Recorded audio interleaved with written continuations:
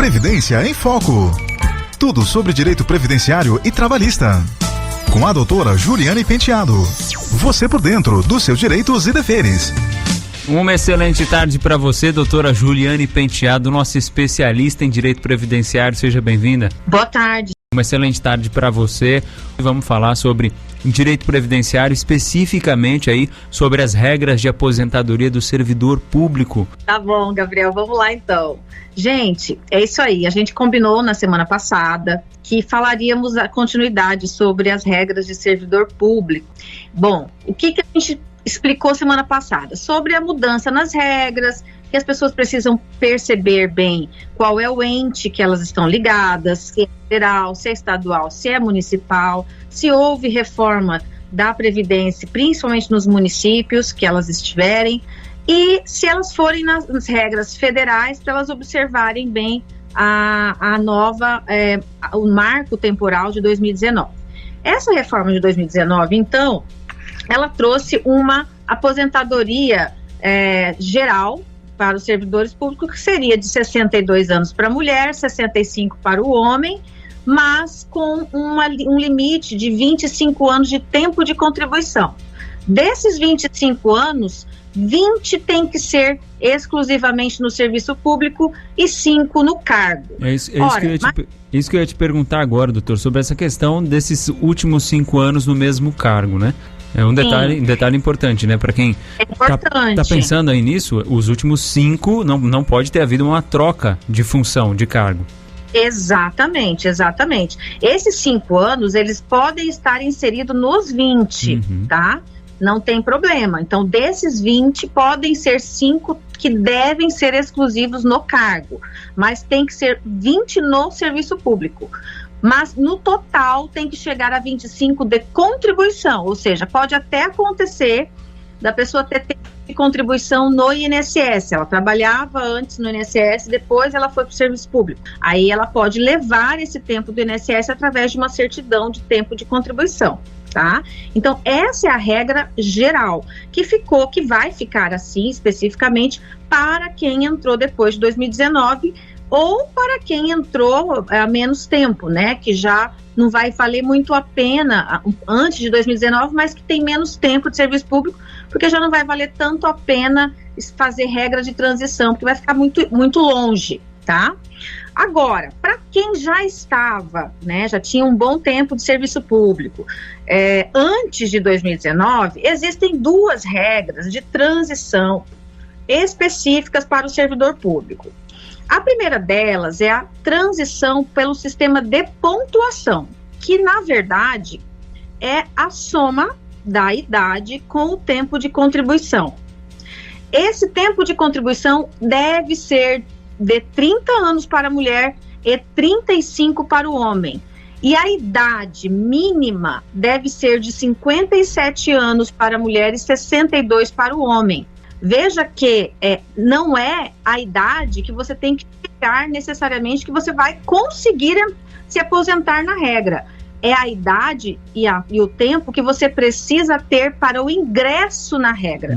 Porque aí, essa tabela de pontos, ela vai aumentando 1 ponto a cada ano. E para o ano de 2025, a gente tem 92 para a mulher e 102 para o homem. Ou seja, quando você somar a sua idade e o seu tempo de contribuição, você tem que chegar para 2025 em 92 pontos e a mulher e o homem 102.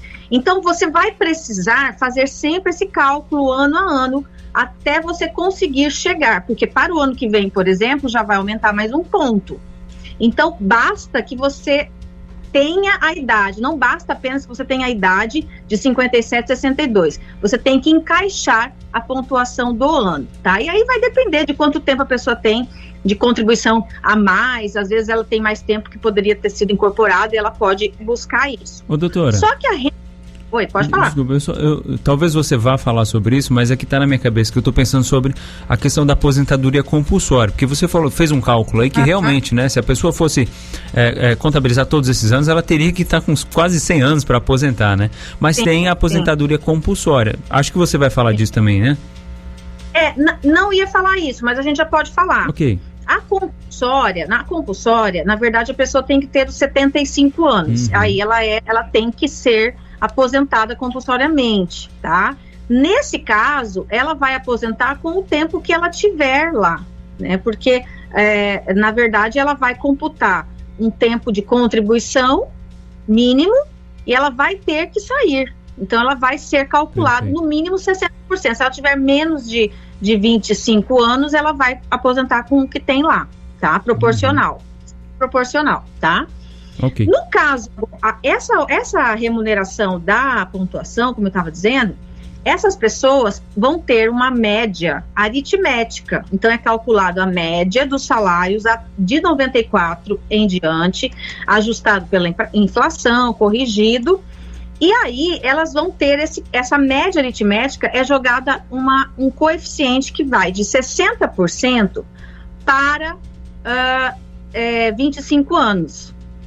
Passou disso daí, aí que vai aumentar 2% a cada ano, tá? Que aumentar.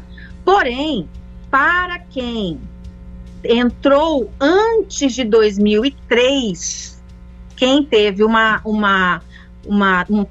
tomou posse antes de 2003, poderá ter direito à paridade e integralidade, tá?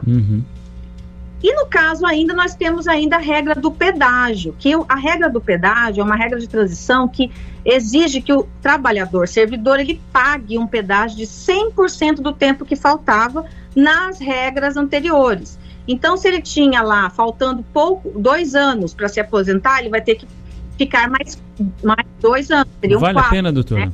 Vale a pena? Não vale. Essa regra é até mais vantajosa, porque nesse caso aqui, essa regra do pedágio, eles podem ter o direito à aposentadoria, à integralidade e paridade, antes de ter a idade de 65, 72 anos. Legal. Porque na de pontos, para que eles tenham integralidade e paridade, que é, na verdade, o valor da ativa, né, o aposentado receber o valor da ativa, ele tem que esperar fazer 65 anos, o homem, e a mulher 62. Então, dependendo da situação de cada pessoa, é muito caso concreto, ele tem que fazer o cálculo, a simulação, para ver quando que ele chega nisso. E o que vai valer mais a pena na questão de valor, né? Quanto que vai ficar essa renda para ele. No caso do pedágio, ela vale mais a pena pelo sentido que ele não precisa esperar 65, 62 para paridade e integralidade. Ele pode ter o direito antes disso, mesmo que ele não tenha essa idade. E aí vai depender também da contribuição que ele tiver e se ele ingressou antes de 2003. Perfeito. Doutora Juliane, nosso tempo esgotou, mas assim, assunto denso, complexo, e como é bom a gente ter você aqui para ajudar a gente a entender tudo isso. Deixa aí as tuas redes sociais, caso alguém tenha alguma dúvida, queira entrar em contato com você para perguntar alguma coisa, para pedir uma ajuda. Como que a gente encontra a doutora Juliane Penteado? Vocês podem me procurar no Instagram, @JulianePenteadoPrev, um V mudo, e no próprio YouTube, Juliane Penteado Santana, que eu tenho um canal lá onde tem vários vídeos. Excelente, mais uma vez, obrigado, doutora Juliane. Semana que vem, se Deus quiser, o Og está de volta aqui para vocês baterem aquele papo gostoso, trazer para a gente toda essa informação que, óbvio, né, é importante para a gente pensar no futuro. E o Previdência em Foco volta semana que vem. Obrigado, doutora. É isso aí, eu que agradeço. Um abraço a todos vocês. Previdência em Foco. Tudo sobre direito previdenciário e trabalhista. Com a doutora Juliane Penteado. Você por dentro dos seus direitos e deveres.